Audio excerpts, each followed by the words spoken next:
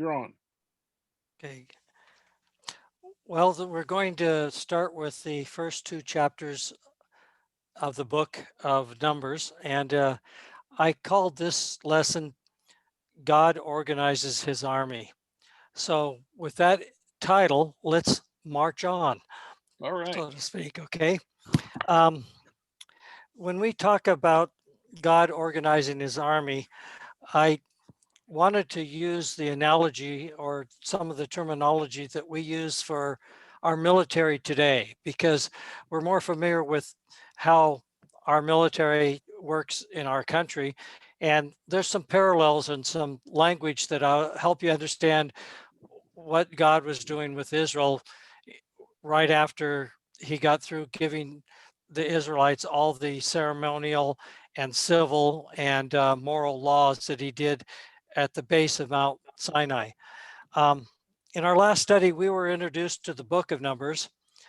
We covered the fact that Numbers covers a 38-year period for the first generation of Israelites to remain in the wilderness. And we also it covers the transfer of God's promises from that first generation to the next generation. This chapter, and we'll get into the more interesting parts about the complaining, the rebellion, and unfaithfulness of the first generation of Israelites that led to God's decision to not allow that first generation to go into the promised land and for the promises to be transferred to the next generation. The main message that we got from last week's study was that despite the complaining, the rebellion, and unfaithfulness of the first generation of the Israelites in the wilderness, the book of Numbers reveals the faithfulness of God in fulfilling his promises and implementing his redemptive will. But this week, we're going to focus on the next phase of Israel's redemptive journey to the promised land. We're going to look at chapters 1 and 2, which reveal how God organized his army. Now, the first phase of Israel's redemptive journey was God redeeming or delivering the Israelites from their bondage in Egypt and taking them to the base of Mount Sinai.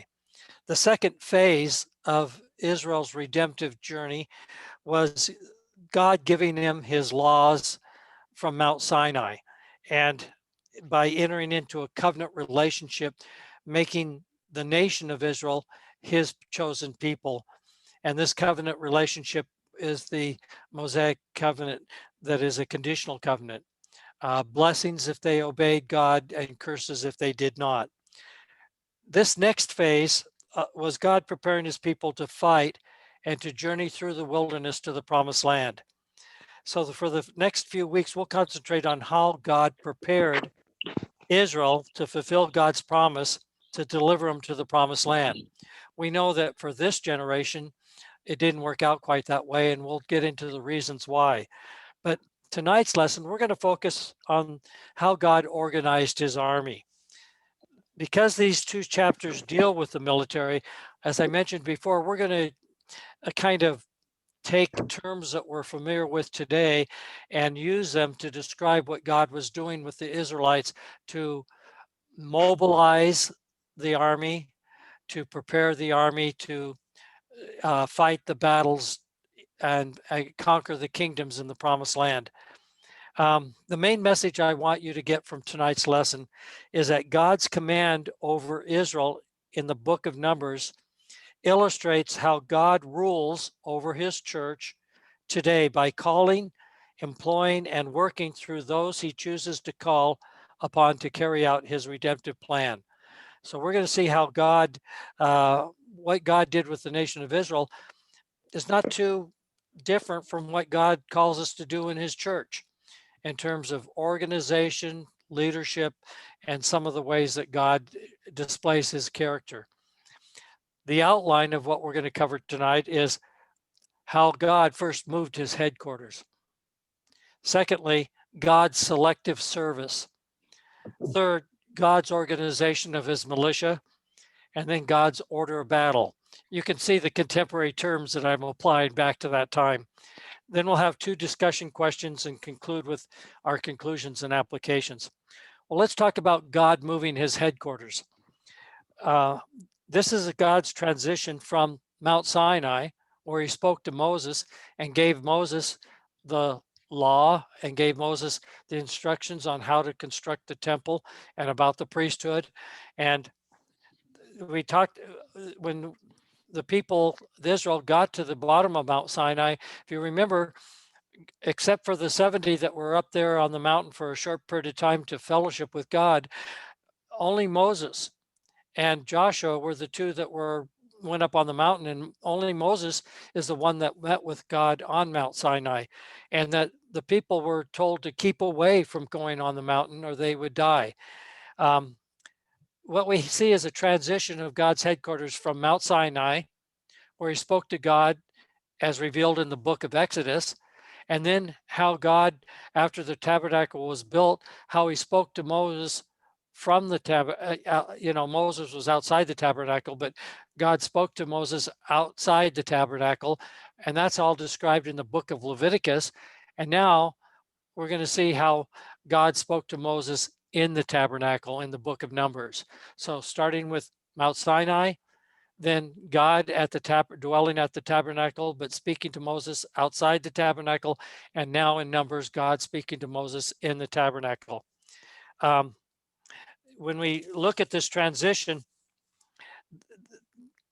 and we talk about God speaking to Moses in the book of Leviticus out of the tabernacle, this is where he provides his instructions regarding the sacrifices and civil law that we studied in the book of Leviticus. And these were the laws that God ordered his people to follow in order to make them a holy people and to be an example to the rest of the world. So in the scripture wise, I'm going to review some of the scriptures we've studied before, but after the tabernacle was constructed, the glory of God appeared and filled the tabernacle, and God dwelt with Israel. Exodus 40, which is the last chapters of the book of Exodus, verses 34 and 35 says, at the time the tabernacle was completed, then the cloud covered the tent of meeting, and the glory of the Lord filled the tabernacle. Moses could not enter the tent of meeting because the cloud had settled upon it, and the glory of the Lord filled the tabernacle.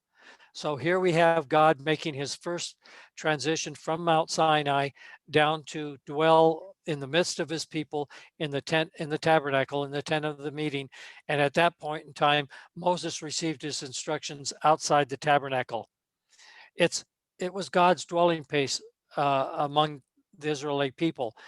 Now, how the people were encamped around the tabernacle, there's no diagrams or explanation of it, but it was just a whole bunch of clans camped around, and the tabernacle was in the midst. Now, the book of Numbers describes the events which immediately followed this last chapter of Exodus. The book of Numbers begins in the 14th month after Israel's exodus from Egypt. After departing Egypt, the people took approximately 3 months to get from Egypt to the base of Mount Sinai.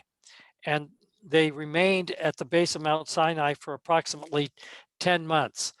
And so that's 3 months getting there, 10 months there, 13 months. And right now in the book of Numbers, we're picking up with the 14th month of their being outside of Egypt.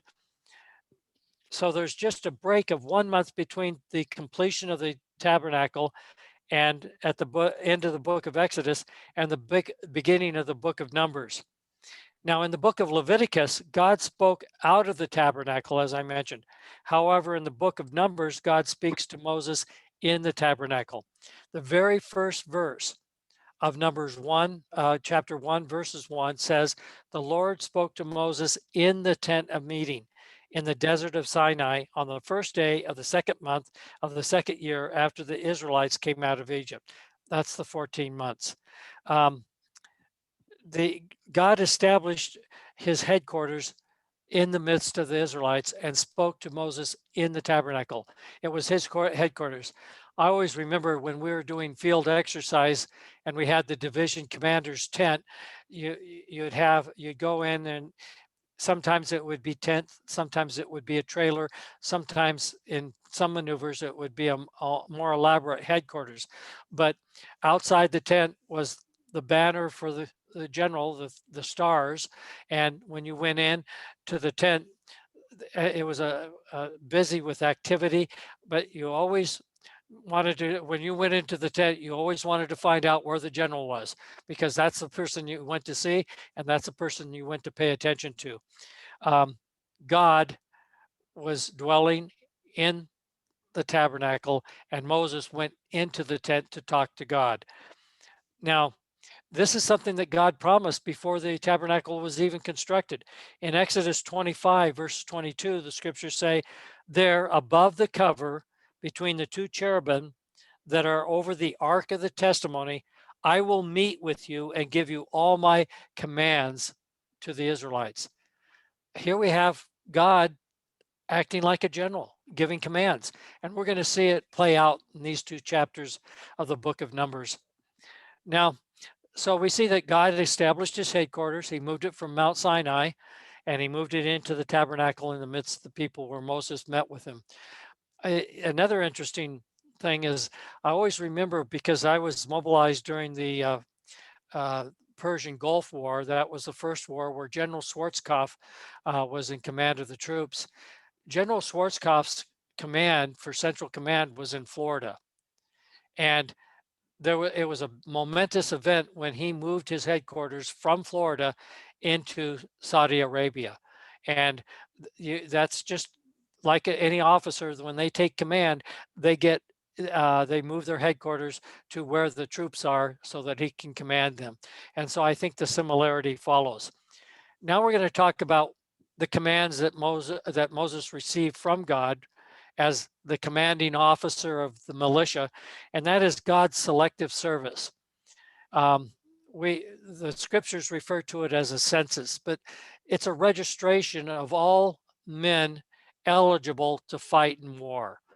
Now, they weren't particularly all mobilized to fight at that time, but it was an identification of all the fighting men from the tribes of Israel. That's what our selective service is about. When you turned 18, you had to register with the selective service. And in our country, once you were registered, you got a classification.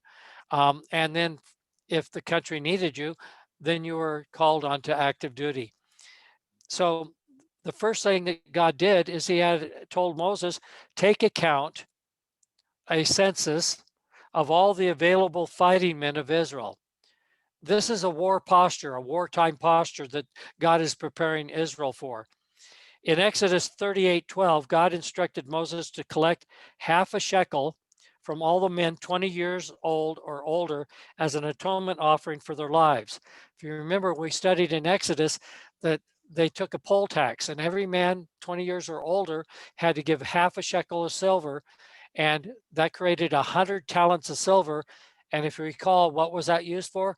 It was used for the bases of all the poles for the tabernacle, and it was used for the bands around the posts, the top of the posts. And so the silver was used as a foundation for the tabernacle, and the shekels were used to create hooks that were used in the tabernacle. Now, it's interesting that the collection of these half a shekels per man, 20 years or older, the count that was given in Exodus, in the book of Exodus, was the same number that we're going to find from the census here. And that's not too surprising, because the tabernacle was built towards the end of Exodus, and then the census was taken in the first part of the book of Numbers. But in Exodus 38, verses 25 through 26, we've got the scriptural description of this poll tax, if you will, taken from all the men 20 years or older. The silver obtained from those of the community who were counted in the census was 100 talents and 1,775 shekels, according to the sanctuary shekel. One beka per person, that is half a shekel, according to the sanctuary shekel, from everyone who had crossed over to those counted 20 years old or more, a total of 603,550 men. So we have the same men that are going to be called into selection service to fight as the men that were polled to donate to the tabernacle, and the silver was used for the construction of the tabernacle. It's interesting that some scholars think that the poll tax or the collection of the shekels was the same count that was made in the book of Numbers, that there's only one count. Most scholars say no, there are two separate counts, one collecting the poll tax and the other counting those that are eligible for military service. The reason that I go with that there are two separate counts is because collection of the poll tax had one function: get the money, pass the plate. This function that goes with the census is ordered by tribe, and it also requires the tribal clan leaders to give a genealogy or proof of the affiliation of each soldier with the tribe that the census is counted for. So I think that it makes sense that there were two different censuses or two different counts. Now, it's interesting how God commands this selective service. In order to take account of the men capable of fighting in God's army, God instructed Moses to employ a leader, which God designated, from each of the 12 tribes, excluding the tribe of Levi, to conduct the count and present each man's pedigree, their genealogy, and proof of their date of birth, and proof that they belonged to the tribe that they were being counted for. The leaders which God designated to assist Moses were the renowned of the congregation. The congregation is a word that describes the entire Israelite community, men, women, children. But these leaders were a leader from each tribe that were really already leaders or designated by God to be leaders because they were renowned, that they are knowledgeable, wise. They have been functioning as judges and responsible for the tribe. They were the scriptures describe the princes of the 12 tribes of Israel, and they're all descendants from Jacob's sons. The leaders were called out by God and were renowned for their qualities of wisdom, courage, and pedigree. Each leader was designated as a ruler or judge of their respective tribe. So the first thing that God establishes is Moses and Aaron calling upon these 12 individuals that God had designated, one to lead each tribe where the war fighting men were going to be called from. So what we see here is a structure developing, a chain of command, if you will. Now the scriptures also refer to these princes, these rulers of each tribe that were going to assist in the census or the count of the fighting men. There were heads of thousands. And then you have the clans, and they referred to them as the heads of hundreds. And then you have the family members, leaders that are part of the clan, and they're the leaders or the heads of 50s, thousands, hundreds, and 50s. We kind of see a structure here of maybe company and then brigade and then division. And so we see kind of a structure being developed here. Now, the reference in the scriptures here in the book of Numbers to pedigree, we're specifically talking about the genealogy of each war fighting man. And we're talking about the date of birth, and they had their genealogy had to be all traced all the way back to their families, to Jacob's real sons. Each man who was counted in the census of fighting men were numbered under the tribe to which they belonged. And it's interesting that when Paul talked about who he was, I'm of the tribe of Benjamin. Now, how many generations has that been since Paul teaching the gospel to the Gentile world? You know, they probably didn't even know that Benjamin was the last of Jacob's sons, but they all Israelites identified themselves as belonging to a tribe, which is one of the sons of Jacob. Now, while each tribal leader presented Moses with the name and pedigree of every fighting male belonging to the respective tribe, the number and the accuracy of the count resided with Moses and with his brother Aaron. They had to authenticate or certify the account. Now, it's interesting that when we talk about pedigree, that they had to have records kept by each tribe of their family members going back to Jacob's sons. These records existed in the wilderness before the temple or the tabernacle was ever built. At the time of Jesus, they were all consolidated in the temple, and ultimately these records were destroyed when Titus destroyed the temple in Jerusalem. However, it's interesting that these records go all the way back from Jacob and the time of Egypt all the way down to the time of Jesus. Now, this numbering of men available to serve in the military is the same thing as our selective service. Now, on page 7 and page 8 of the outline that I gave you tonight, I have the war-fighting tribes, if you will, the 12 tribes that provided the fighting men for Israel's army. And the only tribe that's accepted from there is the tribe of Levi. They're set apart to serve the Lord in the tabernacle. But remember, Jacob had 12 sons. If you remove Levi, then the other tribes, the positions were filled by Joseph's two sons. Joseph is not mentioned, but his two sons, Ephraim and Manasseh, are included. So if you take the 11, you take the 10 tribe members, excluding Joseph and excluding Levi, and then you add back Ephraim and Manasseh, you get to the number 12. So what I have here is the name of the tribe, and the next thing is the prince or leader that God selected to help, not only to rule. These are the descendants of Reuben, and these are the princes that were designated. These are the ones that were alive at the time of the count in that first generation that left Egypt. And so then we have the number of eligible fighting men for each tribe.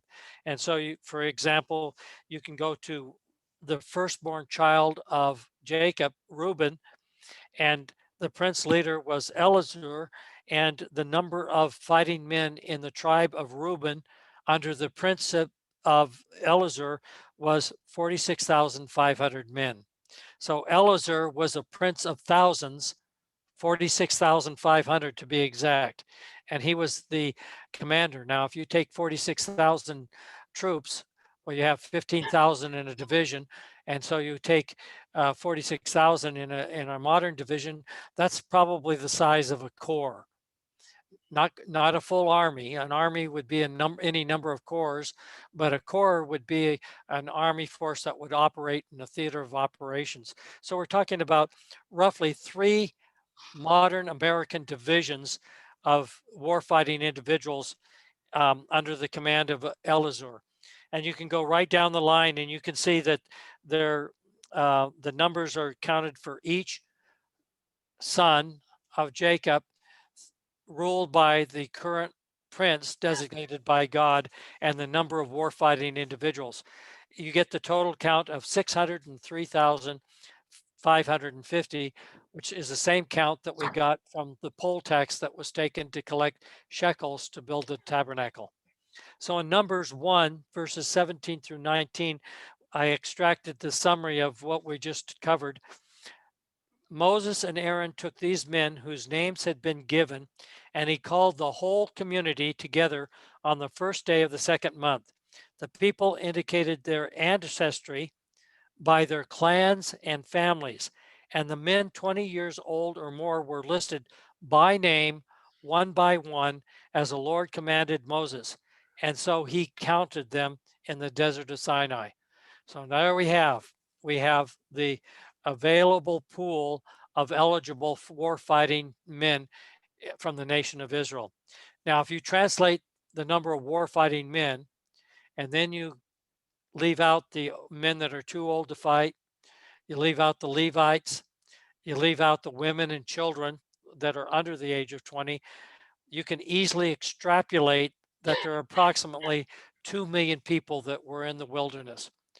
Now, skeptics including some German scholars trying to write a thesis so that they can get a doctorate in Germany.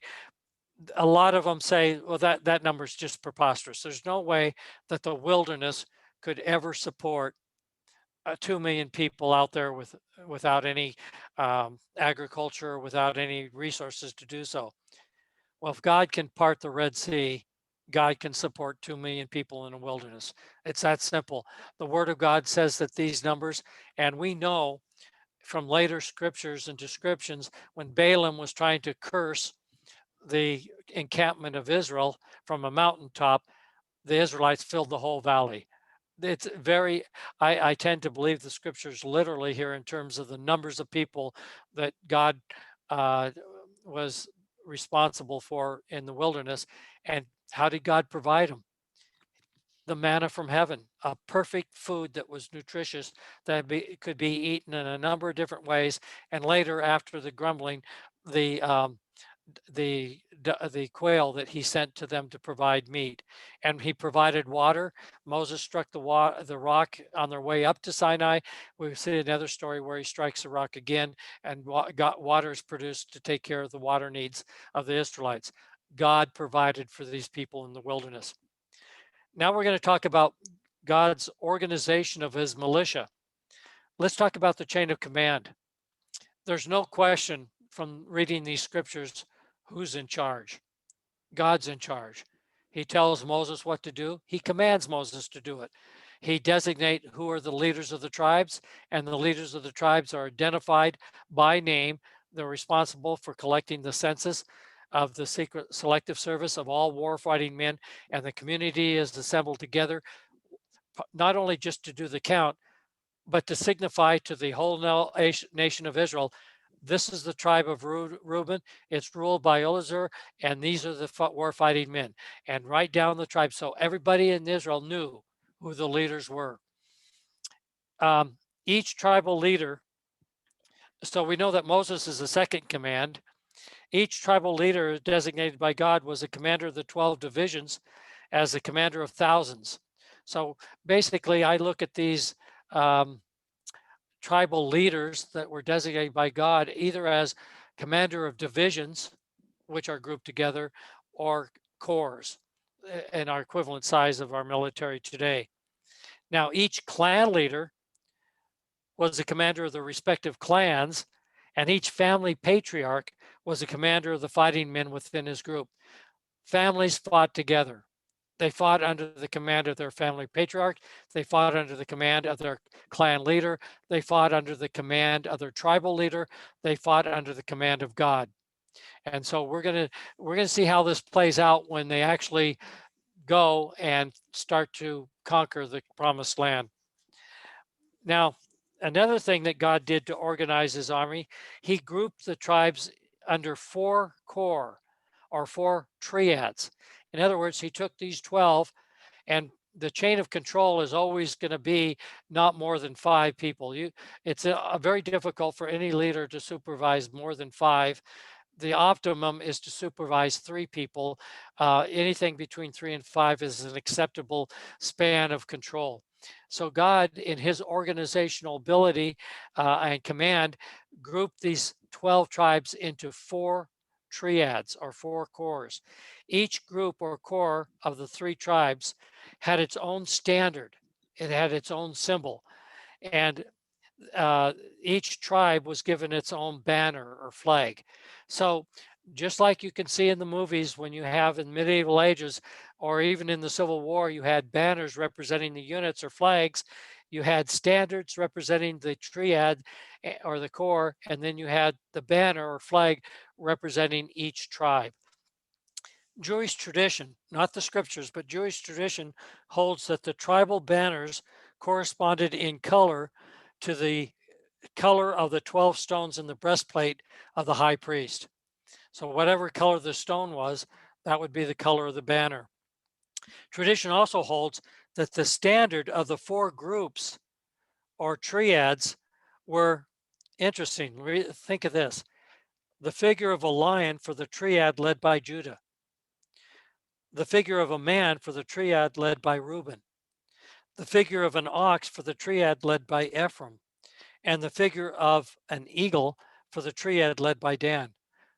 Where do we see those? We see that in the prophecy of Ezekiel, we see it in Revelations, and we see it in the four Gospels. Matthew is the lion. We see Mark as the ox or the servant.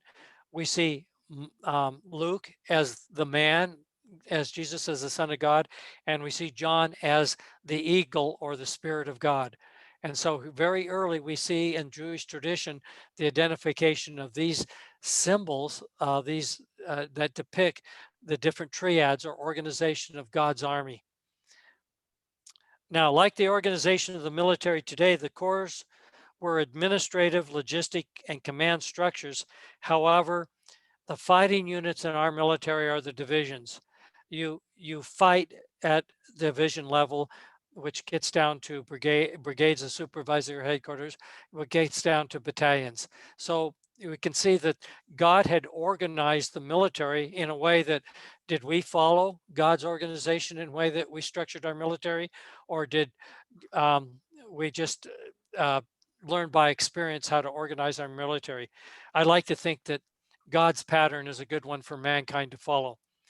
Now, the grouping of the 12 divisions or tribes were based upon their assigned positions around the tent of meeting. And we're going to talk about the Eastern, Southern, Western, and Northern group. Now, I'm giving out, one of the handouts I have is the handout that shows how, it's handout number 1, and it's this handout that shows how the different tribes were positioned around the tabernacle. And so these triads, or these groupings of tribes of Israel, are all based around their position in the encampment around the tabernacle. So we have the Eastern group, and if you have in the numbers here, you have the group that the Eastern group is the entrance to the tabernacle. And in that group, you have between the tribes, the warfighting tribes, you have Moses and the priests. But then in the warfighting tribes, you have Judah, Issachar, and Zebulun. Those three tribes are on the eastern side of the tabernacle in the encampment.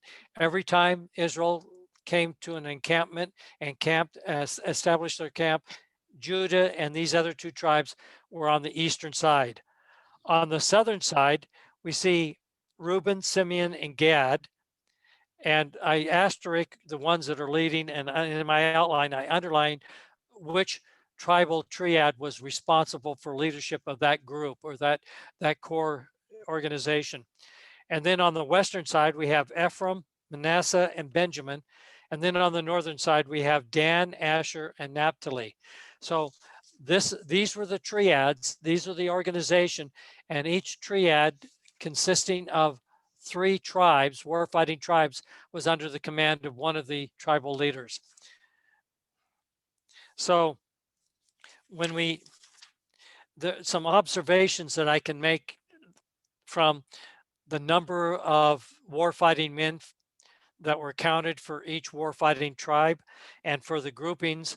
One of the interesting things, the number of fighting men in the tribe of Reuben, 46,500, was relatively small. 6 of the tribes had a greater number of fighting men.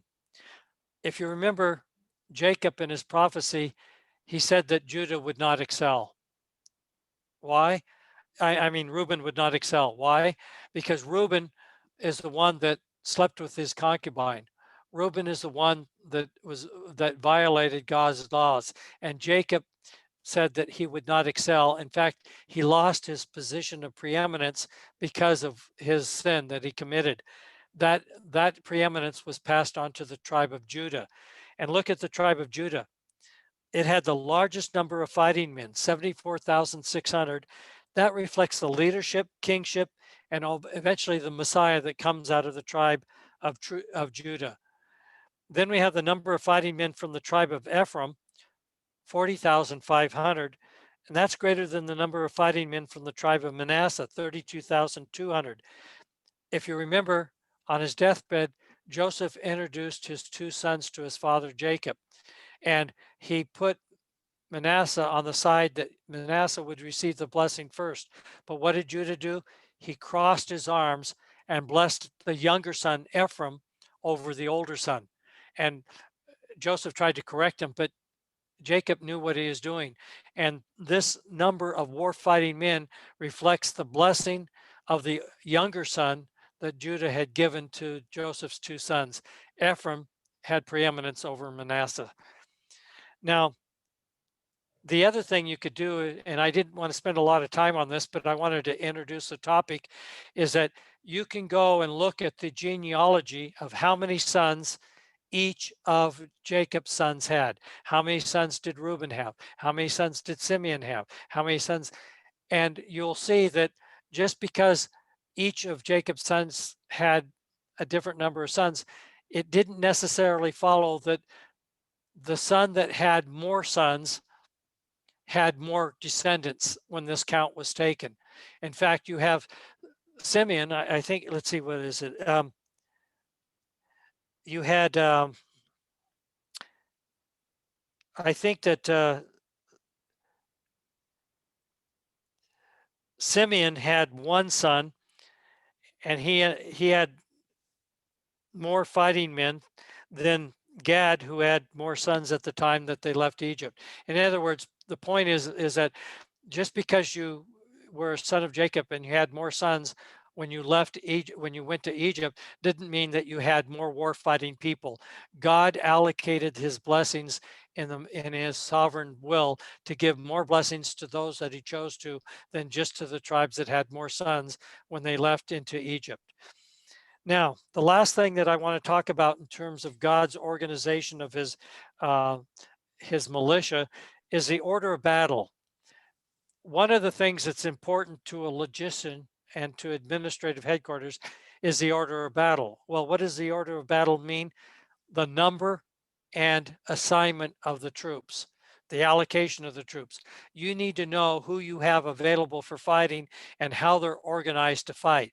Which organizations are under what command structure, which ones are attached, which ones are assigned, whatever. So after numbering and grouping the tribes into triads, God instructed Moses with respect to their assigned positions or locations around the tabernacle. We talked about that, but the order of battle shows the order in which they are positioned and the order that they're going to maneuver from the encampment and march into the wilderness towards the promised land. Now, the tribal clans of the Levites who were not included in the census, which counted the fighting men of God's army, were assigned positions around the tabernacle. In other words, the Levites who are not assigned war fighting responsibilities, they're the ones that were interspersed, as the diagram shows, between the tabernacle and the war fighting tribes. So around the tabernacle, immediately around it, are the tribes of Levite, the clans of Levite, and their names. Next week, we'll get into the different children of Aaron, the Levite children, and what their assigned responsibilities to serve God in the tabernacle were.